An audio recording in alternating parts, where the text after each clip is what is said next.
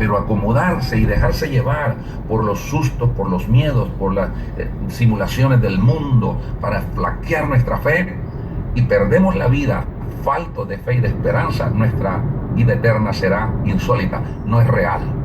Por lo tanto, hoy vamos viendo el versículo, los versículos que leímos, y el Señor nos está diciendo que hay implicaciones en seguirle a Él.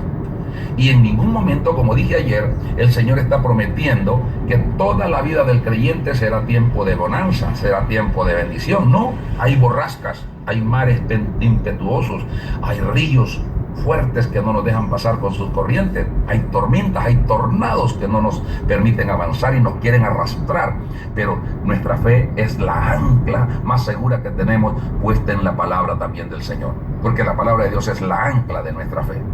Un ancla significa que usted puede ser zarandeado. ¿Qué pasa con un barco que está anclado?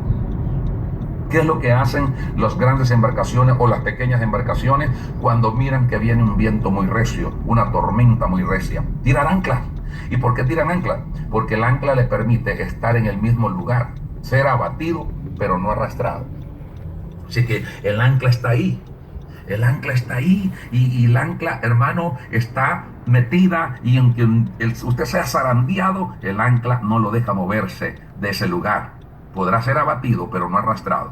Por lo tanto, el ancla de nuestra fe debe de ser esta palabra bendita. Pero lleva consecuencias. Claro que sí. Nadie dijo que era fácil. Si usted encontró algún versículo en el Evangelio que diga que es fácil, totalmente fácil, no.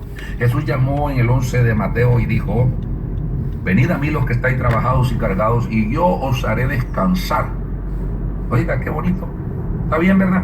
Descansemos entonces. No, pero luego digo: lleven mi yugo sobre ustedes y aprendan de mí, que soy manso y humilde de corazón. Entonces estamos con una carga. No estamos de verdad en una vacación. Ya no, la vacación es eterna después que vencemos esta carrera. Por lo tanto, me está preparada corona, pero he corrido la carrera, he guardado la fe. Estoy en victoria, dijo Pablo.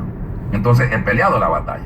Ahora me espera corona. Pero mientras estamos aquí en la batalla, seguimos en pie de lucha. Tenemos que estar atentos al llamado de Dios a nuestras vidas. Bendito sea el nombre del Señor. Muchas veces yo me pregunté, cuando aún no era cristiano, ni pensaba hacerlo, cuando no era convertido a este poderoso evangelio de la gracia divina, yo me pregunté muchas veces por qué la gente en el evangelio se volvía tan fanática, tan demasiado entregados a su fe. Porque yo me crecí en una comunidad donde hasta el día de hoy es 98% cristiana. No es el mismo, hay que ser sincero, no es el mismo quilataje de evangelio que yo conocí cuando era adolescente.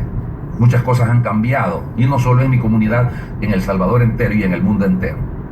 Pero yo conocí un evangelio, ese evangelio bíblico, ese evangelio sólido, ese evangelio que implementa valor y fe en el creyente. Y yo me preguntaba, al ver en el tiempo de guerra, en el tiempo del conflicto que tuvo nuestro país, El Salvador, desde los años 80, por decir 78 en adelante, pero desde el 80 al 92, ¿cuánto ejemplo pude ver yo con mis propios ojos del valor de los verdaderos creyentes? Que no era porque había prohibición de hacer culto, pero era porque si lo hallaban por allí en el camino, por las veredas, lo confundían, o adrede ya lo hacían por desaparecerlos, matarlos. Si los encontraba la guerrilla, los acusaba de ser familiares de militares o colaboradores, y los mataban. Y si los encontraba el ejército, los acusaba también de ser colaboradores de la guerrilla, y los mataban.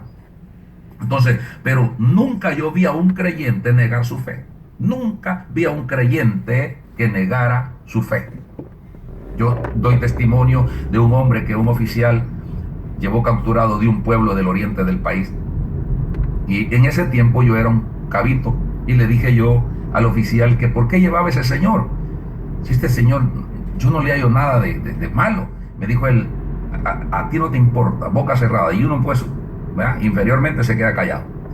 Y lo llevaba encostalado, amarrado con un costal metido el cuerpo y amarrado con un mecate como que era animalito. Por aquella madrugada nos alejamos de aquella comunidad. Al llegar a una quebrada, el oficial ordenó que mataran a ese hombre. cosa que yo no estaba de acuerdo. Mi cuerpo temblaba de nervios, yo quería intervenir, sabía que era un problema intervenir, pero qué tremendo es cuando el hombre adentro de aquel costal pidió que por favor le quitaran el costal que él quería, que le dieran la oportunidad de orar. Él iba orando por todo el camino, pero montados en una piedra grandota, recuerdo que le quitaron el costal.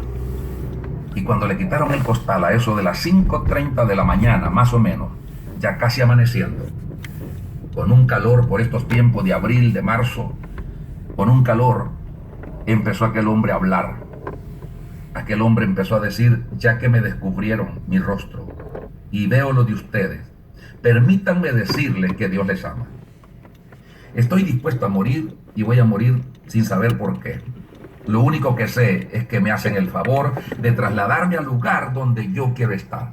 Y empezó ese hombre a predicar un mensaje sobre aquella peña.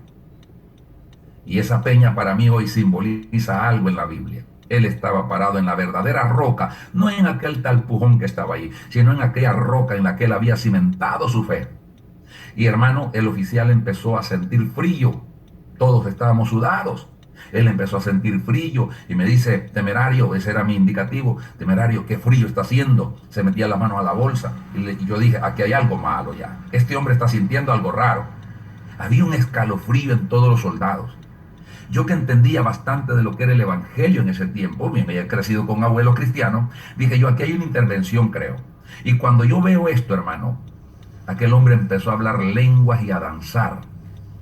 Y qué tremendo es cuando el oficial ordena que lo maten y el soldado hace el primer percusión de su fusil y no dispara. Y le dice: carga ese fusil, si no ya te voy a reventar el lomo a leñazos. Y lo cargó y salió el cartucho que estaba en recámara. Había cartucho en recámara. El soldado rehusó disparar. Apareció otro ganoso, quiso también disparar. Apareció otro con un machete, de esos que sí le gustaba hacer daño.